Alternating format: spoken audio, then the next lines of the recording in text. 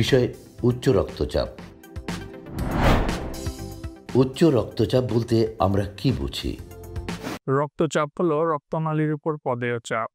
আর উচ্চ রক্তচাপ বলতে আমরা বুঝি আসলে হৃদরোগের মধ্যে রক্ত সরবরাহের পরিমাণ বেড়ে গেলে যে সমস্যা হয় ওটাকেই আমরা উচ্চ রক্তচাপ বলে থাকি। উচ্চ রক্তচাপের বিভিন্ন মাপকাঠি আছে। সাধারণত আমরা বলি প্রাপ্তবয়স্কদের জন্য আমাদের যে উচ্চ রক্তচাপ পরিমাপ করা হয় সেখানে উপরের যে সিস্টোলিক ব্লাড প্রেশার এটা যদি ১২০ মিলিমিটার অফ মার্কারি আর নিচের যে ব্লাড প্রেশার সেটাকে আমরা ডায়াস্টোলিক ব্লাড প্রেশার বলি, সেটা যদি ৮০ মিলিমিটারের মার্কারির উপরে হয় সেটাকে সাধারণত আমরা রক্তচাপ হিসেবে বলে থাকি। বাংলাদেশে উচ্চ রক্তচাপের হার কেমন? বিভিন্ন সমীক্ষায় দেখা গেছে বাংলাদেশে বিশেষ করে প্রাপ্তবয়স্কদের মধ্যে, বিশেষ করে ৬০ ঊর্ধ্ব বয়স্কদের মধ্যে বাংলাদেশে শতকরা ৪৯ জনের রক্তচাপের ঝুঁকিতে রয়েছে। এর মধ্যে আমাদের বিশেষভাবে লক্ষণীয় ব্যাপার হচ্ছে রক্তচাপ যাদের আছে উচ্চ রক্তচাপ তাদের মধ্যে ৫০% মানুষই জানেন না তাদের উচ্চ রক্তচাপে ভুগছেন। উচ্চ রক্তচাপ কত ধরনের হয়ে থাকে? ২ ধরনের রক্তচাপ বলে থাকি। একটা হচ্ছে সিস্টোলিক ব্লাড প্রেশার, একটা হচ্ছে diastolic blood pressure. Systolic blood pressure হচ্ছে আমাদের হৃৎপিণ্ডের সবচেয়ে উপরের যেটা ব্লাড প্রেশার, যেটা সিস্টোলের সময় হয় এটাকে বলে সিস্টোলিক ব্লাড প্রেশার। এটা সাধারণত ১২০ থেকে ১৩০ মিলিমিটার মার্কারি হয়ে থাকে। আর নিচের যে ব্লাড প্রেশার এটাকে আমরা বলি ডায়াস্টোলিক ব্লাড প্রেশার। এটা সাধারণত ৬০ থেকে ৮০ মিলিমিটার মার্কারি পর্যন্ত হয়ে থাকে। বাংলাদেশে উচ্চ রক্তচাপের কারণসমূহ কি কি? আমাদের দেশে যে উচ্চ রক্তচাপগুলো রয়েছে এখানের মধ্যে আসলে ২ ধরনের। একটা হচ্ছে আমরা বলি প্রাইমারি হাইপারটেনশন আর একটা বলি সেকেন্ডারি হাইপারটেনশন। ৯৫% মানুষেরই প্রাইমারি হাইপারটেনশন হয়ে থাকে যেটার কোনো কারণ বলা যায় না। আর সেকেন্ডারি হাইপারটেনশন এটা হচ্ছে ৫% মানুষ। সেটার ক্ষেত্রে বিভিন্ন কিছু কারণ রয়েছে। বিশেষ করে কিছু হৃদরোগজনিত রোগ, কিছু হরমোনজনিত রোগ, কিছু জন্মগত ত্রুটিজনিত রোগ। আর বিশেষ করে যারা যারা গর্ভধারণ অবস্থায় হাইপারটেনশন হয়ে থাকে। এই জাতীয় বিবিধ কারণে আমাদের সেকেন্ডারি হাইপারটেনশনটা হয়ে থাকে। উচ্চ রক্তচাপের লক্ষণসমূহ কি কি? সাধারণত যারা উচ্চ চাপে ভুগেন, বিশেষ করে আমরা বলা হয় যে অর্ধেক মানুষ, বিশেষ করে ৫০% মানুষই জানেন না তার রক্তচাপে ভুগছেন। কারণ তার কোনো লক্ষণই প্রকাশ পায় না।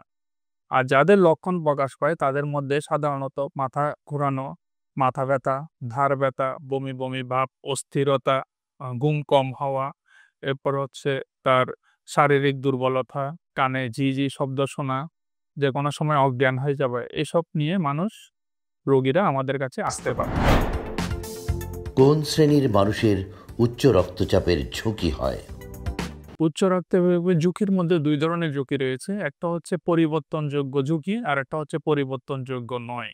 যেটা পরিবর্তনযোগ্য নয় সেটা হচ্ছে যেমন বেশি বয়স এবং যাদের জেনেটিক, বিশেষ করে পারিবারিকভাবে যাদের বাবা-মায়ের প্রেশারের ঝুঁকি রয়েছে তাদের হচ্ছে প্রেশারের উচ্চ রক্তচাপে হওয়ার সম্ভাবনা বেশি থাকে। এটা হচ্ছে পরিবর্তনযোগ্য নয়। আর কিছু হচ্ছে পরিবর্তনযোগ্য যেমন ধূমপান, এরপরেও স্থূলতা, শারীরিক পরিশ্রম কম করা, রাতের বেলা ঘুম কম হওয়া, মানসিক অস্থিরতা, খাবার-দাবারের লাইফস্টাইল বা আমরা যেটা বলি লাইফস্টাইল যদি ঠিক না থাকে তাদের ক্ষেত্রে উচ্চ রক্তচাপ হওয়ার ঝুঁকি সবচেয়ে বেশি থাকে। উচ্চ রক্তচাপ কিভাবে নির্ণয় করা যায়? নির্ণয় করার জন্য ১ম এ আমরা আমাদের কাছে যখন পেশেন্ট বা রোগীরা আসেন তখন আমরা ১ম এ রোগীর ব্লাড প্রেশার মেপে দেখি। ব্লাড প্রেশার মেপে দেখার পর যদি যে আমরা বলেছিলাম যে সাধারণত উচ্চ systolic blood pressure ১২০ millimetre mercury, diastolic blood pressure যদি ৮০ মিলিমিটার মার্কারি এর বেশি থাকে সেই ক্ষেত্রে আমরা রোগীকে ১ম এ আমরা অবজার্ভ করতে বলি এবং হচ্ছে কিছু নিয়মকানুন শিখিয়ে দিই। এরপরে হচ্ছে আমরা তাকে রেগুলার বাসায় রক্তচাপ পরিমাপ করার জন্য বলা হয়।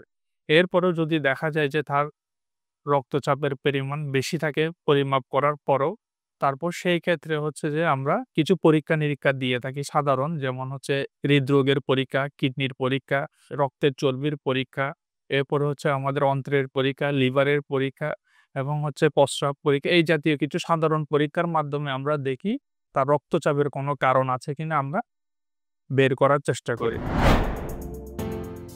উচ্চ রক্তচাপের কারণে কি শারীরিক সমস্যা হতে পারে?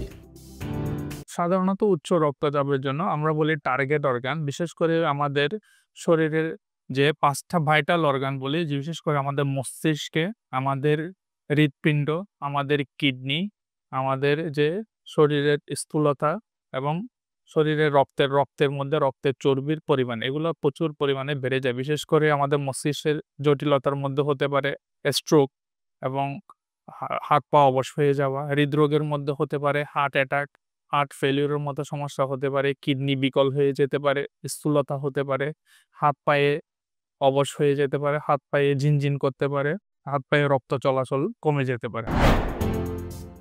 উচ্চ রক্তচাপ নিয়ন্ত্রণের উপায় কি? খাদ্য অভ্যাস পরিবর্তন করে এবং আমাদের জীবনযাপনের যে নিয়মকানুনগুলো আমরা মেনে চলি ওগুলাকে পরিবর্তন করা। জীবনযাপনের পরিবর্তনের মধ্যে ধূমপান করলে ধূমপান পরিহার করতে হবে। নিয়মিত একজন সাধারণ সুস্থ মানুষকে প্রতিদিন ৩০ মিনিট করে হাঁটা চলার অভ্যাস তৈরি করতে হবে। সুষম খাদ্য খেতে হবে। প্রতিদিন ৬ থেকে ৭ ঘন্টা ঘুমাতে হবে। দুশ্চিন্তা মুক্ত থাকতে হবে। খাবারের মধ্যে যেটা আমরা সাধারণত একটা প্লেট যদি ধরেন, প্লেটে যদি আমরা ৩ ভাগ করি, অর্ধেক থাকবে হচ্ছে শাকসবজি, ৪ ভাগের ১ ভাগ থাকবে শর্করা জাতীয় খাবার, আর ৪ ভাগের ১ ভাগ থাকবে আমিষ বা প্রোটিন জাতীয় খাবার এবং লবণ কম খেতে হবে, পরিমিত খাবার খেতে হবে, খাদ্য অভ্যাস পরিবর্তন করতে হবে। তাহলেই রক্তচাপ নিয়ন্ত্রণ করা সম্ভব। উচ্চ রক্তচাপের ঔষধ কি সারা জীবন খেয়ে যেতে হবে?